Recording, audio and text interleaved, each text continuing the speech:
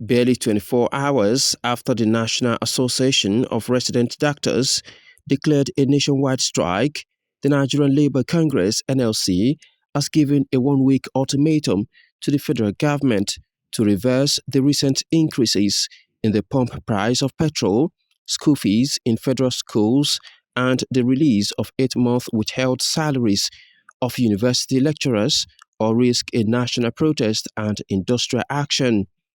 This was contained in a communique released by the union and made available to newsmen at the end of the Congress Central Working Committee meeting in Abuja, Nigeria's capital. The communique expresses the frustration of the Congress with the federal government's continued indifference to the plight of Nigerian workers and the poor, and resolves to mobilize responsible men and women of conscience propelled by patriotic zeal to take necessary action to protect democracy and the country. The labor union noted that it is clear that the federal government is not interested in discussions, having exhausted half of the agreed upon timetable.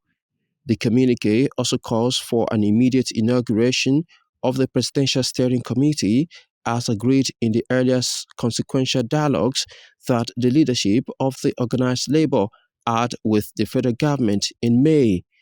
Earlier on Wednesday, the Association of Resident Doctors in Nigeria Public Hospitals commenced their second strike this year to protest unpaid salaries and demand improvement in pay and working conditions. The president of the association, Dr. Innocent Orji, said in a statement that the group met on Tuesday night and declared a total and indefinite strike. Nigeria has been struggling with inflation, soaring prices of fuel, transportation, and services following the suspension of subsidy on fuel by the federal government. The President Bola Ahmed Tinubu-led government has promised to introduce palliative measures to cushion the effects of the bleeding economy. Kamet Sadiq, reporting for CBA TV.